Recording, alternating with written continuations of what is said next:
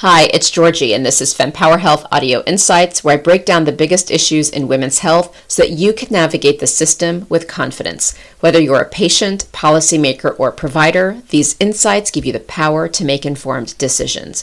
And I would like to thank you so much for being here today, because by joining me on Fempower Health, you are telling me that you care about your health and the health of the women in your circle. And today is a special day because it's Menstrual Health and Hygiene Day. And while a big portion of this day is to talk about access to menstrual health products, which we'll dive into a little bit more later in the episode, what I would like to discuss today is how we are defining menstrual health. What's fascinating to me in the 5 years that I've interviewed well over 120 experts in women's health all around the world is how little we're taught about our bodies and how we normalize, or maybe our families normalize, or our culture normalizes certain things that may happen to our bodies. Thank goodness over the years that I've been doing this, there's more social media. A lot of physicians are now posting their expertise. A lot of people have courses, etc. But it's still tough to discern fact from fiction because of the way these social media algorithms work, which is incredibly frustrating. So what I thought we could do today is just do a breakdown on what should your menstrual health look like? Like, what are some of these conditions that are a sign that maybe it's time to go visit your doctor? So I'm going to break these down. I would encourage you to check out the Fempower Health website, because I have interviewed so many clinicians on so many topics, and you can just go on the website, pick your topic, and find all the relevant information there, whether it's books, episodes, other tips that I've learned, doctors to find, etc. It's all there categorized by the different women's health topics. So that's at fempower-health.com. But here I'll give you the summary, and you can take a deep dive as you wish. So a couple of conditions to be watching for, right? So, and I'm just going to explain what some of the period features are, so to speak, and what else to be watching for, so that you can have an idea of what you might have, and it might also give you a sense of what quote-unquote normal is. PMDD is normal flow, but you have extreme mood swings, irritability, rage, suicidal thoughts, and body sensitivity in the luteal phase, which is that week before your period. The symptoms, they often will resolve within a day or two of the bleeding starting, and it can often, sadly, be mistaken for bipolar or depression. Another condition to be aware of is endometriosis. And so here you may have debilitating cramps, pain that starts days before bleeding, pain with sex or bowel movements, and spotting. You can have normal looking periods with extreme pain, and pain is the clue, not the flow, meaning how much you're bleeding during that menstrual cycle. Then there's a condition that is called PCOS, and there you may have irregular or skipped periods, and you may have very light or very heavy bleeds and even spotting. Some of the other things to watch out for is acne, excess hair, weight fluctuations, and fertility challenges. And here, your menstrual cycle may often be over 35 days. Now, I believe the myth of the 28-day menstrual cycle has now been dissolved. I believe the average is like 26 to 35 days. And so if you're well below that or well above that, then of course that is a sign to go see your doctor. But as you can see so far, we're talking about like mood symptoms and pain, and also the regularity of that period. So then we have fibroids. Now, first of all, I will say 85% I believe is the number of women do have fibroids, but it doesn't mean you necessarily have to do something about them, right? But in some cases, you may need them removed. And what's really important with every single doctor that I've interviewed about this topic is do not wait. Go to your doctor, get checked out, and if you need them removed, get them removed, okay? But they don't always have to be removed. Like I said, most women have them, and not everyone has to get them removed. But what are fibroids? You've got, so the period issues or features that you'd see with them are very heavy bleeding, possibly with clots, extended periods, so like more than 7 days, pelvic pressure, and other factors are it can cause anemia, obviously because of all of that bleeding, frequent urination, and bulk symptoms. Then there's adenomyosis. These are heavy, painful, and increasingly worse periods over time. And the pain may even radiate to your back and legs. And it's often mistaken for fibroids, and it tends to be more common in later reproductive years, and it actually can coexist with endometriosis. And given the popularity of a recent TikTok post I did on adenomyosis, it is my most popular topic. The women who shared gave all their stories around how long it took to get properly diagnosed. I just don't think there's a lot of awareness for this condition, and it's really important to get it looked at early so that you can figure out what your options are. I actually did an episode with Dr. Ken Cernovo on this. And like I said earlier, for all of these, I have experts who break them down. And what I do with the experts is I talk about, help me understand what this condition is, what it looks like, how you can treat it, why it's really hard to get information from doctors, and how people should advocate. So that tends to be the formula for all the episodes that I've done when I've interviewed these experts. But given it's Menstrual Health and Hygiene Day, I thought I would give you a quick summary of what your menstrual cycle might look like. So the other factor is, what is normal flow? Okay, if you are changing your tampon like every 30 minutes or every hour, or you're constantly leaking out of your pad, like I'll tell you my example of that, but you need to go see your doctor.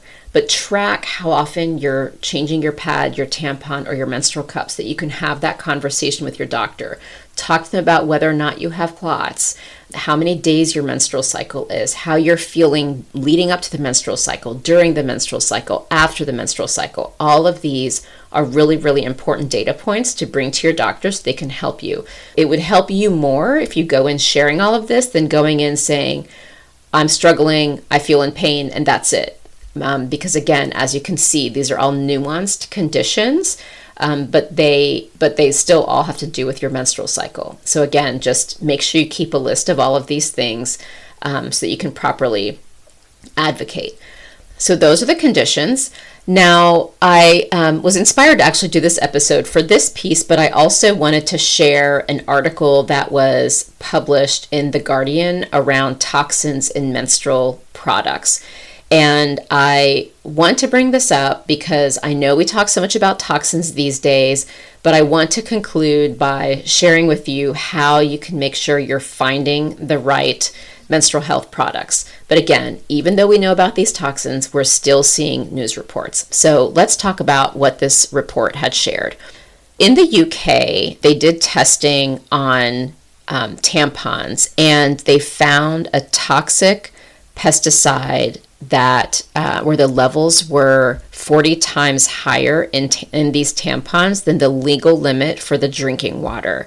And this is it's a pesticide called glyphosate, and it has been linked to cancer.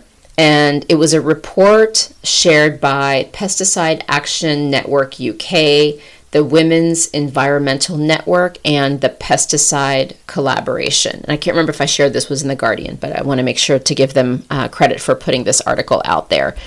And so the concern is that, according to the authors, because chemicals can be absorbed through the vagina directly, can enter the bloodstream, bypassing the body's detoxification systems, and I quote.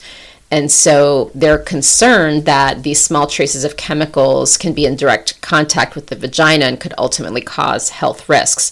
So as I read this, I thought, interesting, because recently there were guidelines issued for genitourinary syndrome of menopause. And basically what happens is in menopause, because your estrogen levels are so low, it will lead to vaginal dryness. You can have incontinence, pain with sex, and a lot of other factors. And taking vaginal estrogen is incredibly important, even as a proactive measure I know I'm in menopause and I take it, and I notice if I don't take it, I start to get incontinence. So it definitely works. But one of the key points in the guideline is there's been a lot of concern of cancer risk in estrogen, but because this vaginal estrogen is put into the vagina and around the vulva, and it doesn't absorb to such toxic levels that people concerned about cancer should be concerned. Now, they do still say talk to your doctor before you use the vaginal estrogen, and you should have a conversation about cancer risk, but it's not going to be absorbed in the same way as the estrogen patch. And so given this, I was like, so what does this mean with these tampons? Like, if it's, the toxins are in the vagina, does it really impact the body systemically? So I did some research. First of all, the way the tampons can retain these chemicals, it's often through the cotton cultivation. So they actually think that these specific tampons may have had the glyphosate because the weed killers that are used to grow the cotton, this glyphosate is a key ingredient in said weed killers. Okay, so that's how they even got in there in the first place. So it's not like someone dipped the cotton in glyphosate. It's more of how the cotton was being farmed. The thing is that these substances can leach into the vaginal canal and be absorbed, but it depends on the solubility in the vaginal fluids, molecular size, presence of mucosal damage or inflammation, and the length of exposure. And let's face it, tampons can be worn for hours and days on end. And so that is really getting into your body. What's interesting is I looked at the US FDA, and they have a lot of recommendations on testing that they would require of these companies that create tampons, but there aren't specific mandates. So they have recommendations for testing. Now, it's not to say that there aren't other rigorous approvals. I reviewed all the details, and you're welcome to check out the FDA website. But for example, if you're using something that is a novel product, then you have to go through other reviews and approvals. But if you're using products that have already been approved by the FDA, then you may not have to go through certain approvals. And so that's kind of how it works. But there's like a whole detailed site that you can look at. You're welcome to read that if you are interested in that information. But nonetheless, so that's what's happening. And so I think it's really important to be aware of how you can find menstrual health products that you can trust. And the good news is, because there are so many who care about toxins and having safe products, whether it's food or tampons or anything else that we use, you can actually check out their websites and see if what you're trying to purchase is safe. So one of the companies is Women's Voices for the Earth. You can also look at the Environmental Working Group Skin Deep Database. And then the last one is Made Safe. And a funny story about Made Safe, I met the founder of Made Safe before I knew she owned Made Safe. So it's a nonprofit, and she lives in my town. And once I learned that she built this nonprofit, I had her join the Fempower Health podcast. So if you want to learn more about Amy Ziff and her work, feel free to check it out. But she had experiences with her children having all of these issues when they were newborns, and she realized that all the health issues had to do with toxins. And so she's like, this is crazy. So she decided to start this organization. So I'm very happy for her and proud of her, and yay for us. The other thing to be aware of with menstrual health products is the tampon tax, or the pink tax. So these products get taxed at 4 to 7%. Now, there are many states who have worked to remove it, and people are continuing to do so, but definitely be on the lookout for that. I believe one of the drugstores, I was trying to find the article for this episode and I couldn't find it, but I believe one of the drugstores actually took out the pink tax from their products. And so these are things like, outside of just knowing your health, understanding the products that you're using is so important. I actually spoke with a school nurse recently who said that they try to give out organic tampons, and they find that the students, when they switch to them, actually feel a lot better. So, there's a lot to say, like, of, the ingredients that are in these tampons. And it is sad because with tampon tax and the cost of these products, those who are really struggling financially have such tough decisions to make about how to care about their health. And so that's another great reason for Menstrual Health and Hygiene Day, is just creating all of this awareness.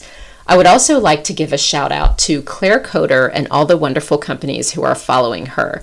So Claire Coder was one day stuck in a bathroom and she got her period and she had no quarters. Now, all of you know what this is like because I'm sure you've experienced it once, or at least one of your friends had. And so what did she decide to do? She decided to create a company called Aunt Flo. And her mission is to get free organic period products in every single bathroom. She is doing such a great job. She's incredibly young and has been so successful. Like during COVID, when we didn't have bathrooms to go to, she actually switched her business to making masks. But now Aunt Flo is back and she is working on getting these free organic products into bathrooms around the world. So go Claire. But these are the types of people who are making our world a better place because they've had the frustration and they've decided to do something about it. I'm just really happy to know her. I hope this episode was helpful for you because it's really important for me to help you have awareness. And I have been doing these interviews for so long. And so I may not always realize the information that you need to know. So you are always welcome to send me suggestions, ask me questions. It will help drive the content that I deliver. And you can also go to the Fempower Health website or sign up for the weekly newsletter. And there I really dive into all of these issues we're seeing in women's health and trying to put the pieces together for you. And it's a short newsletter, but incredibly informative. And I've gotten such positive feedback. So you can check out the show notes for links to all of this information. Thank you again for joining me and have a wonderful day. And if you know of someone who really wants to be proactive about their health, please tell them about Fempower Health. Thank you for your support. Thank you for joining me today on Fempower Health. If you'd like to continue the conversation, please follow me on social media. I am most active on Instagram, LinkedIn, as well as TikTok. You can also subscribe to the weekly newsletter if you want to stay off social media to get the latest and greatest updates. And you can find a link to that either on my website, fempower-health.com, which is a hub to all the different health topics I've covered over the past 5 years, or you can go to the show notes where there's links to all the helpful resources that are relevant to this discussion. And if you know of someone in your life who would benefit from this information, please do pass this along because that is how we can ensure this important information reaches those who need it most.